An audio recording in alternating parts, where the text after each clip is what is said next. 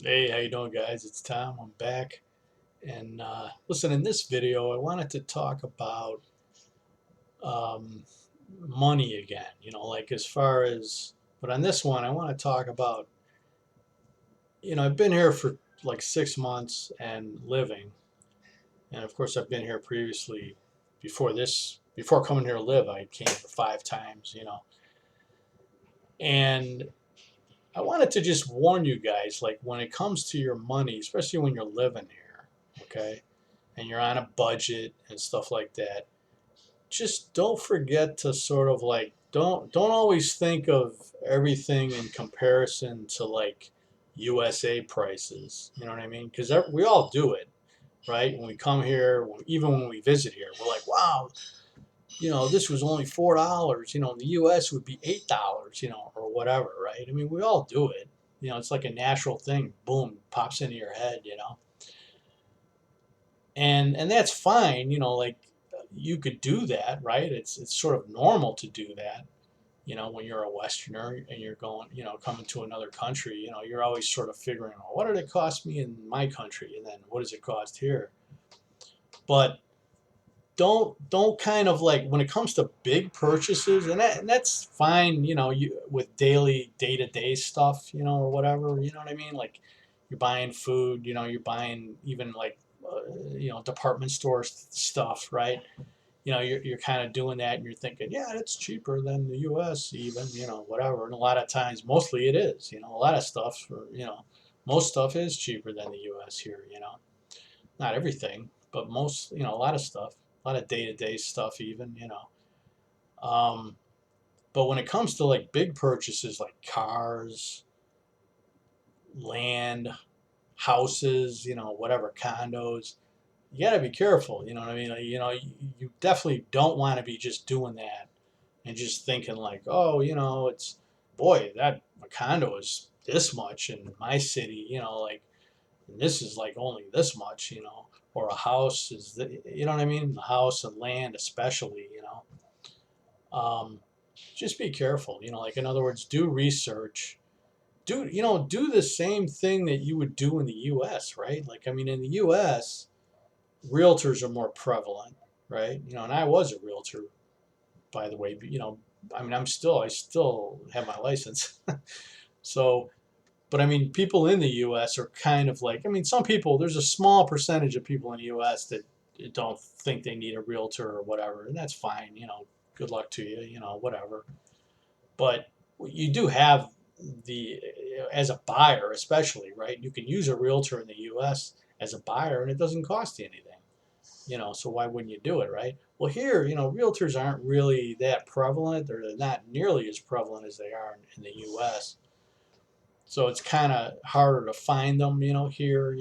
There's some people that might help you with certain things, and they might say they're an agent, but they're not really like a realtor agent. They're just sort of like trying to be your agent.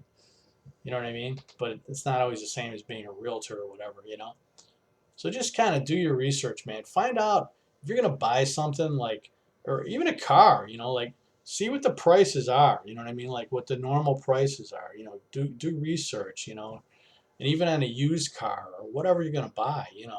Do some research on it first. Don't just assume that oh, it's less than what it was in the U.S., so it's a good deal. You know what I mean? Especially with like real estate and stuff like that.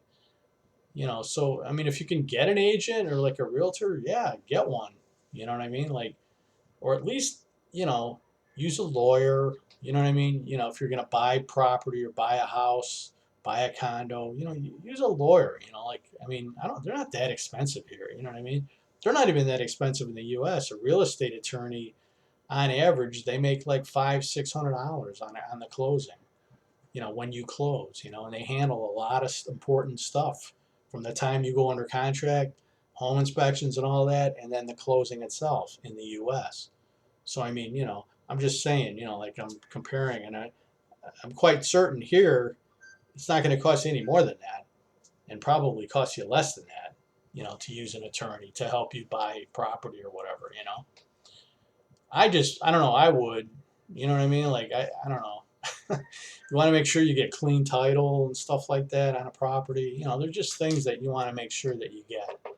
That you don't get stuck with. You don't wind up buying something that's maybe they never did a title search or whatever here. Because it's not all automatic here. You know what I mean? Like you have to be careful. You know what I mean? Let the buyer beware. You know here, whereas in the U.S., once you've got a realtor, and then you're going to have a real estate attorney. At least in Illinois, it's a real estate attorney sort of driven, state, right? So very few people don't use attorneys when they buy property or real estate or condos or whatever they're buying in the U.S., right, or in Illinois. So you've got all these people that are making sure that you're not going to get screwed, okay? You know, including your realtor, should be anyway, right?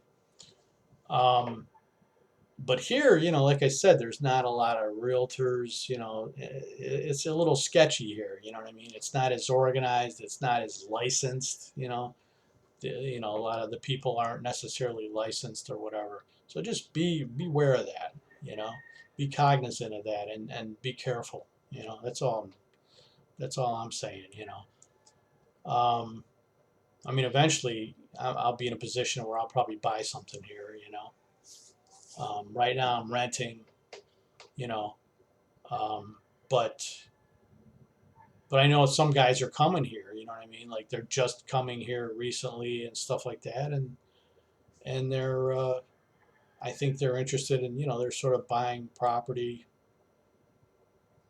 you know, as soon as possible. They're buying like maybe they get, whether they're married or whatever, but they have the intent of, well, I want to buy land, and especially around the Dumaguete area. A lot of foreigners have been coming in there and have always gone there.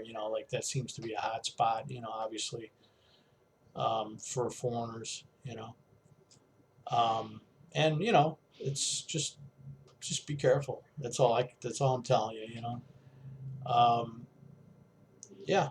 So and cars too, man. Be careful with buying a car. Anything major like that. Just don't fall into that trap where you're just comparing it to U.S. prices, and then, oh, it must be a good deal. You know what I mean? Because it's so much less than it is in the U.S. It's like, don't overpay here.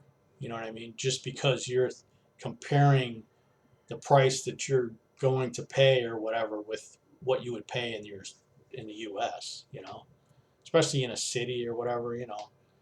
A lot of, especially real estate's gone crazy in the last couple of years, in a lot of the big cities throughout the U.S., especially.